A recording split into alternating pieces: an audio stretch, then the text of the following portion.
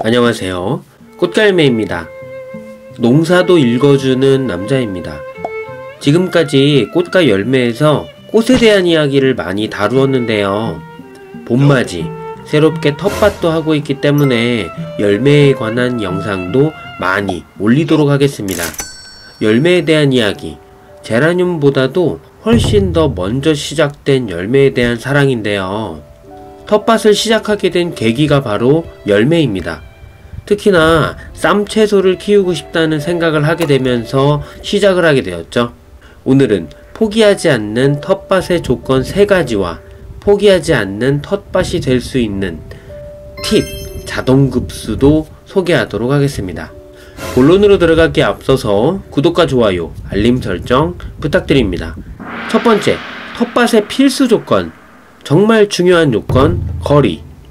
예전에 심지어 살짝 먼 거리에 농지를 알아보기도 했었는데요. 농사가 본업이 아닌 이상 저에게 제일 중요한 부분은 거리입니다. 쉽게 다닐 수 있는 곳이어야 하는데요. 집 근처, 회사 근처, 또는 회사와 집 사이에 들릴 수 있는 곳, 이런 곳이 맞아야 합니다. 주말 농장이라는 표현을 쓰지만 주말에만 갈 수는 없는 상황이 되거든요.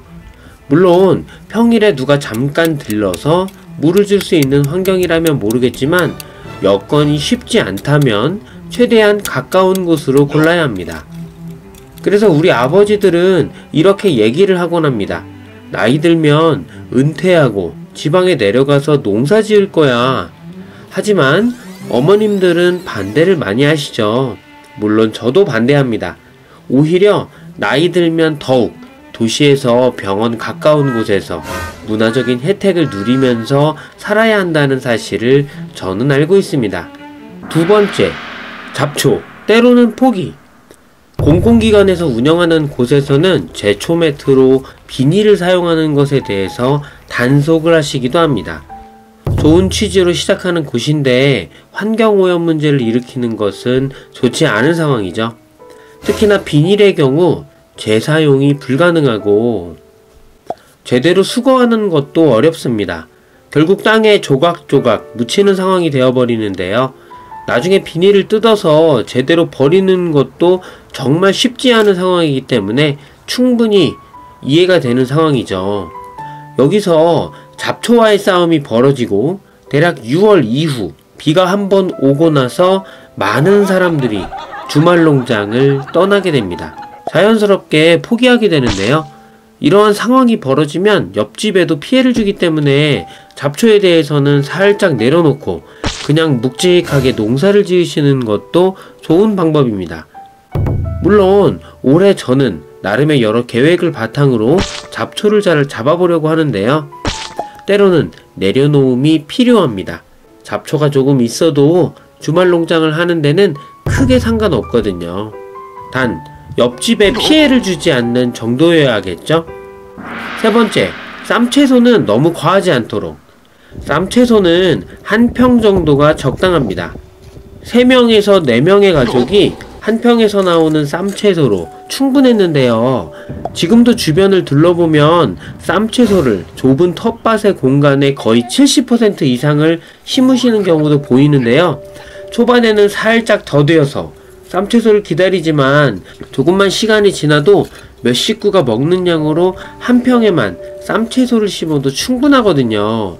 오히려 이렇게 남는 쌈채소 덕분에 초반에 1번, 2번 따먹고 점점 시들해지는 텃밭에 대한 열기가 시들해지는 원인이 되기 때문에 쌈채소를 일부분 심고 나머지는 고추나 토마토 등에게 양보를 해야 합니다. 시기를 살짝 분산시켜서 다른 재미를 만들어 놓는 거죠. 네 번째, 물주기. 우선 본인이 땅에 전원 공급이 가능하다면 카메라와 와이파이 컨트롤을 이용한 자동 급수 장치를 강력 추천드립니다. 예전 블루베리 세계에서는 정말 많은 분들이 위에 장치를 잘 구성해서 키우시는 것을 봤었거든요. 하지만 이게 작은 텃밭에서는 조금 애매합니다. 전원이 들어오는 것도 많이 없고 분실의 위험도 있죠. 그래서 이번에 간이 자동급수 장치를 설치를 했습니다. 저의 타겟은 점점 날씨가 뜨거워지는 타이밍에 물을 주는 주기를 좀 더 늘리는 것이 목적인데요. 즉 물을 머금고 있는 페트병이 아주 조금씩 안쪽으로 물을 공급을 해준다면 성공인 거죠. 그래서 생각을 했습니다. 페트병을 이용한 자동급수 시스템이죠. 일단 어느 유명 유튜버 분이 만드신 것을 보면서 나름 제 상황에 맞도록 수정을 했는데요. 2단, 3단 모두 상관없습니다.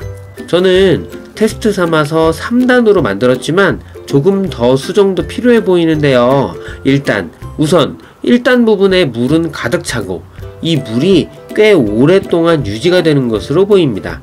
장점으로 위에서 물조리개로 물을 줘도 표면에만 살짝 적시고 마는 경우가 많은데 안쪽으로 바로 꼽아놨기 때문에 물이 제대로 안쪽에 뿌리 쪽 근처로 침투가 가능합니다. 마치 수액을 직접 뽑아주는 것과 동일하죠. 그리고 많은 양의 물을 천천히 공급을 해주면서 정말 필요한 땡볕의 낮에 더욱 쑥쑥 크도록 물을 공급할 수 있습니다. 가격적인 부담도 없습니다. 집에서 먹고 남은 생수 페트병 아무 종류나 상관없고요. 이것과 사용한 마스크만 있으면 모든 준비가 끝나는데요. 5번째, 자동급수 장치의 설치.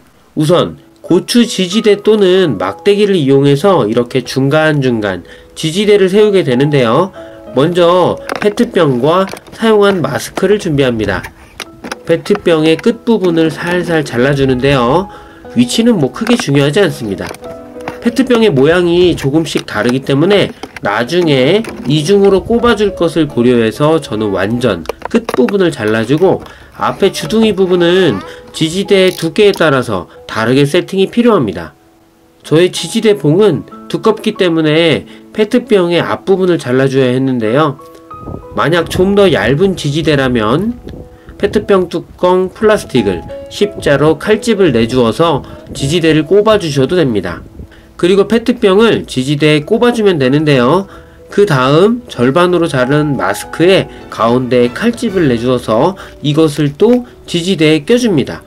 그리고 그 위에 흙을 덮어주는 개념이죠. 자연스럽게 페트병 이 부분을 꼽아주어서 물이 바로 내려가지 못하도록 지연시키는 역할을 하는데요. 이런 방식으로 1층 또는 2층, 필요에 따라서 3층으로 세팅을 해줍니다. 이제 물을 주면서 확인을 해보면 되겠죠. 맨 윗부분에 물을 주니 이렇게 물이 천천히 내려가는 게 보이는데요.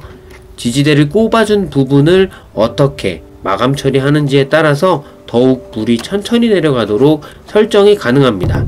그러면 1층, 2층, 3층에 모두 고여 있도록 만들어줄 수 있는 거죠. 한번 물을 주고 이 물이 조금씩 자동급수되는 개념입니다. 하루가 지나고 다시 찾은 텃밭에서 놀라운 일이 벌어졌는데요. 일부는 아직도 물이 고여있는 것이 보이는데요. 엄청납니다. 이것이 자동급수이죠. 실제로는 자동으로 물을 천천히 공급하는 장치를 만들었습니다. 매일 가서 물을 주어야 하는 텃밭에 조금 더 활력을 불어넣어주는 방법이었습니다. 지난번에 심어준 감자와 대파의 모습도 보이시죠? 감자는 싹이 흙을 뚫고 줄기가 올라오고 있고 대파는 잘라준 자리의 가운데 줄기가 잘 올라오고 있습니다. 다음에 더욱 좋은 영상으로 찾아뵙겠습니다.